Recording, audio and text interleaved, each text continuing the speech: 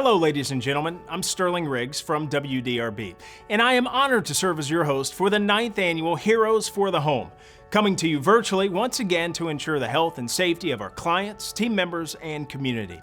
I want to thank our superhero event sponsor, Papa John's Pizza. Thank you to all our sponsors for their support. I am joined by Remy Noble, Board of Directors Chairperson for the Home of the Innocents. Thank you, Sterling. I want to thank you for hosting the Heroes for the Home event for the past 7 years. On behalf of our entire board of directors, thank you all for joining us to find out how you can make an impact in the lives of children and families served by Home of the Innocents. As you mentioned, Remy, this is the 7th year I've hosted Heroes for the Home, and I've seen the event grow, reaching more and more people in our community. It was incredibly inspiring to see that 40,000 people were reached by our first virtual event last year. Not only did this event grow from 1,000 friends in person to more than 40,000 online, but the organization itself has continued to grow, including offering new programs like the one you'll hear about today, to meet the ever-changing needs of children and families we serve. Today, you will learn how the home impacts children and their families and sets them up for a brighter future. After you watch this program, I hope you'll have a better understanding about the exceptional services Home of the Innocents is providing across our state. And I'm proud to announce our 2021 Heroes for the Home Award recipient. This year, we honor Dare to Care Food Bank for their long-standing partnership with the Home of the Innocents. Together with Dare to Care, we are ensuring children and families get the wraparound support they need to live stronger and healthier lives. We hope you will see how the home makes a positive impact on our community, and you will share this with your colleagues, friends, and family, so they too can learn how Home of the Innocents enriches the lives of children and families with hope, health, and happiness.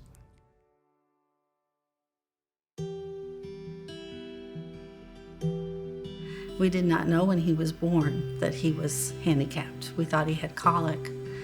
And come to find out at his 2-month checkup that he was microcephalic and had cerebral palsy and had seizures.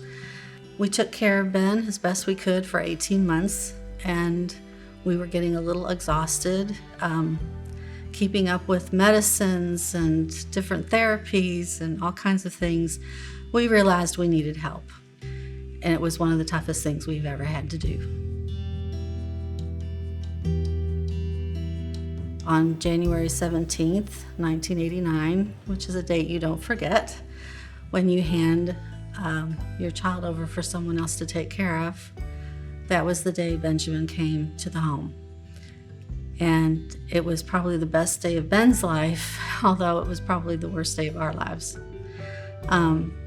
But in retrospect, it was actually the best day of all of our lives.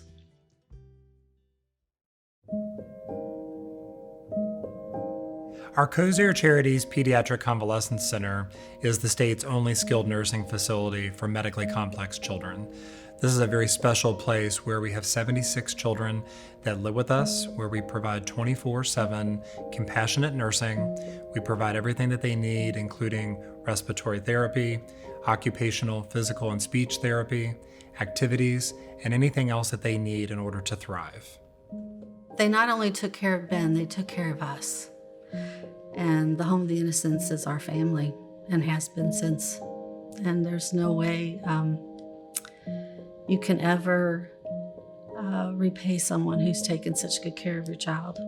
They are the most lighthearted, resilient group of individuals that I've ever worked with. They can put a smile on your face if you're having the worst day. Just their interactions and the smile that they give each other and give to staff can brighten your day. You know, I didn't know that this was going to happen to us and our first child. If we hadn't had the Home of the Innocents, I don't know where we would have landed up.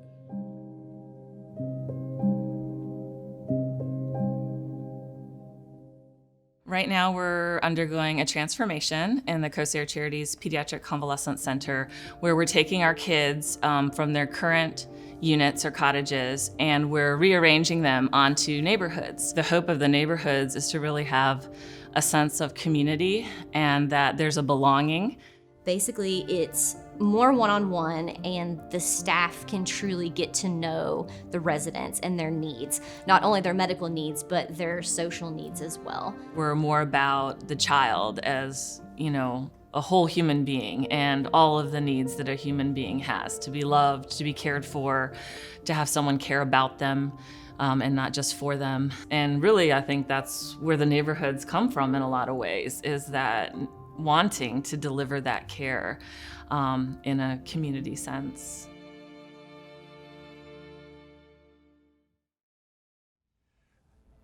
To see a 15-year-old that's been physically or sexually abused come into our organization, stay with us, to then watch our team provide care to him, therapy, listening, connection, and to then help harness that self-purpose that is inside that young adult to want to move beyond those circumstances and watch that transformation happen is extremely powerful. And that happens here almost every single day. My mother suffered from alcoholism as well as drug addiction. She had lost us numerous times. We were about 3 or 4 years old. I remember the door swinging open, and my aunt was standing there with a social worker, and they said, "Get dressed, get your clothes, or what you can pack, and we're going to your aunt's house." So as I was 16, I made the mistake, and so in the middle of the night, they shipped me here. And when I got to the home, I got checked in, went to my room, and so I did crying and everything like that. Yes, no ma'am, just to make sure I didn't get in more trouble. To tell you the truth, I'd lost like a little bit of all hope, because I wanted to be back with that family that was taking care of me. I started to miss that, and I remember the number of nights I would just cry. A lot of the people here, as well as the school I was placed in, saw that there was something different with me. They really wrapped their services around me and able to understand that I wasn't a bad kid, but they over time built my confidence of, it's gonna be all right, we can get you out of this situation, just you need to hold on a little bit longer. And as I did, like I said, it just blossomed to something successful.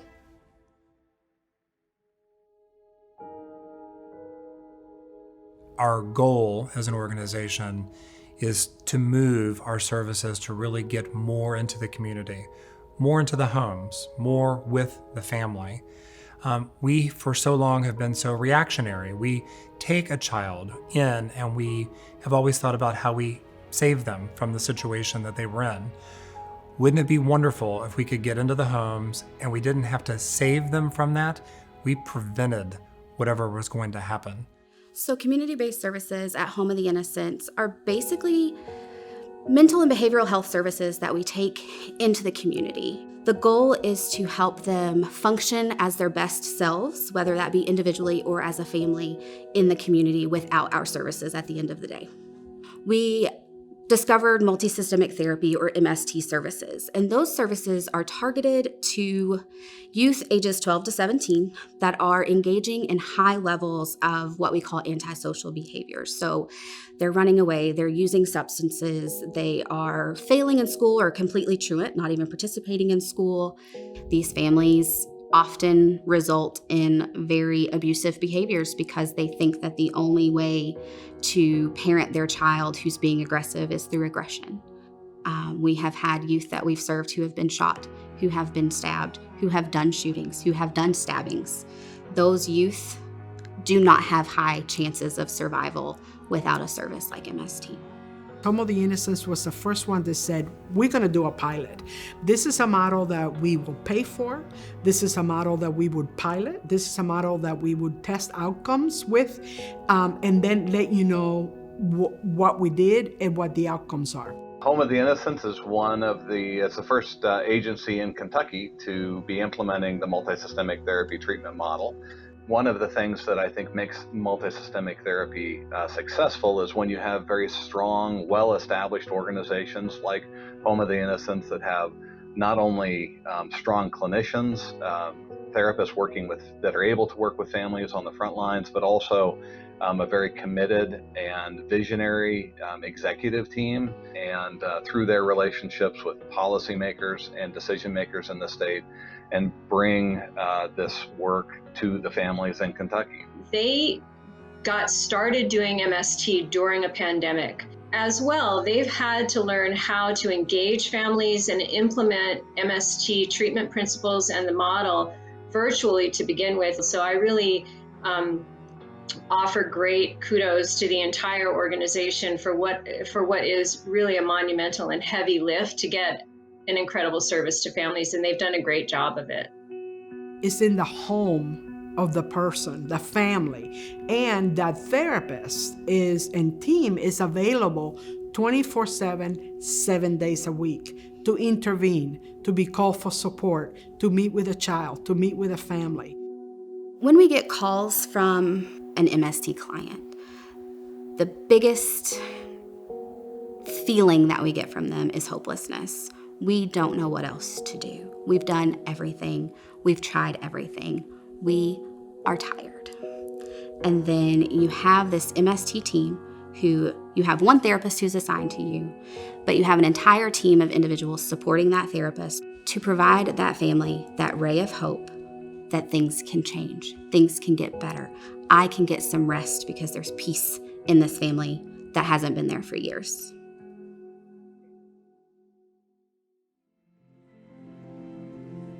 This year, I'm proud to announce that we have selected Dare to Care as our Heroes for the Home Award recipient. They have provided incredible partnership to our organization for several years across multiple programs. So our vision at Dare to Care is a hunger-free Kentuckiana. We work every day to build a community where everyone, regardless of zip code or situation, has enough to eat. And we do that by partnering with over 200 nonprofit organizations across the community who work closely with us to help us distribute our food to people in need. Pathways Home is a independent living program for young adults that have faced homelessness. So our first step is to find them an apartment in the community. Then we wrap around supportive services based on the individual needs of the young adults and their family. Dare to Care is just an integral partner for us. We can't provide food service without Dare to Care's partnership. The ability that Dare to Care provides us is the ability for our young adults to cook on their own, be independent, provide for their family in their own kitchen. Without Dare to Care's support, we wouldn't be able to provide the food services that our young adults have grown accustomed to. Our Prescriptive Pantry is a program we launched a few years ago, and in fact, the Home of the Innocents was one of our first partners in this very important initiative. With our Prescriptive Pantry program, we actually work with primary care providers to put a food pantry on the premises of that medical facility. These families are coming in and you're like, you want to give them so much and you want to be able to provide all these things for them and help them and navigate the system. And here we believe that we don't stop serving the patient once they leave the building. We want to meet the needs outside the building. We're able to, if a patient needs food, immediately we can go to a pantry, we can select items that they need and have a cart ready to go home with them. We appreciate the services that Dare to Care has provided to the Home of the Innocents, that they allowed us to really do a holistic care for our patients, that we are able to treat them not only for physical things, but to provide them resources outside of the building. They truly want to work with us together as partners to help impact the children and families that we both serve. There was a fundraiser that a friend of mine had on Facebook. It was to get this kid an iPad. He was nonverbal, but he knew what things were on the iPad and he could communicate. And so they were trying to raise money to get him an iPad. So I made a donation and I didn't think anything else of it.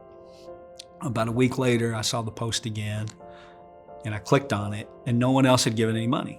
So I just bought an iPad, sent it to their house. Evidently, my name was inside it. And so Alex's grandmother calls me, and she calls me to thank me, and she says, well, would you like to meet him? And I said, yeah, sure, I'll go meet him. I mean, within 10 seconds, I was hooked. I mean, he's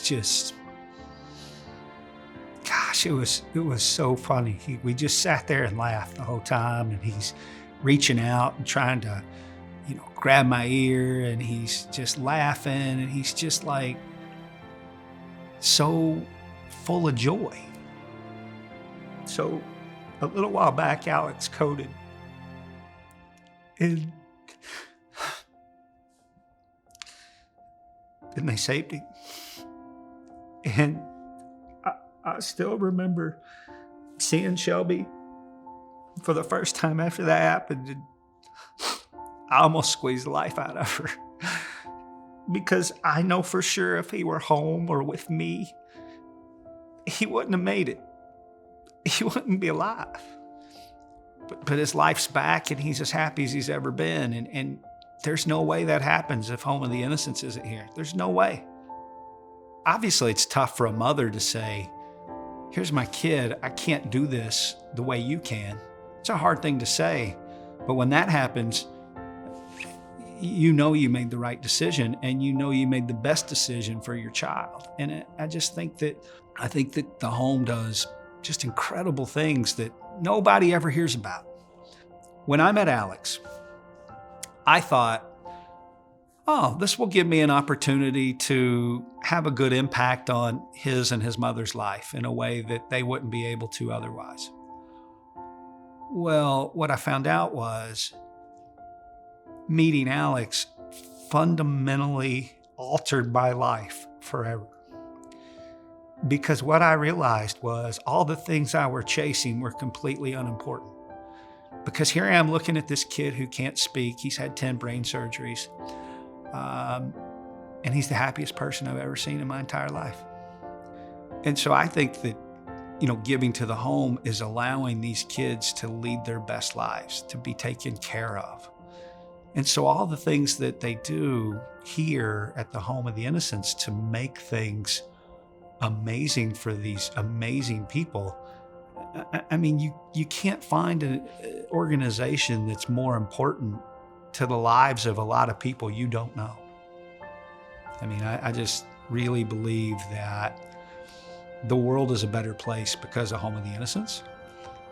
And I find supporting it is about the easiest decision I can make in a given year. Imagine a child that was just crying on his way from nowhere and not knowing where he's going. That child was me. And think about the person that is sitting here today before you, as a college graduate, as a successful Black man, as a proud father and an honorable husband. You can't make that story up. With your donation, you can make something like me happen for some kid out there right now. So please, if you would, give to the Home of the Innocents. You've seen and heard many stories of the people who've been touched by the Home of the Innocents. Please send your support to the Home of the Innocents. Keep this beautiful home alive and help these children and families when they need it most. With your support, Home of the Innocents will continue to grow its services and meet the needs of children and their families to strengthen opportunities for a brighter future. On behalf of the Board of Directors, team members, and children and families served by Home of the Innocents, I'd like to thank you for your support today. Thank you again to Dare to Care for supporting the home for many years and showing your dedication to continue to be there for those we will serve together in the future. Throughout the month of June, share what you have learned today with your friends and family. Invite them to watch this video so they can see why your passion lies with Home of the Innocents. Thank you.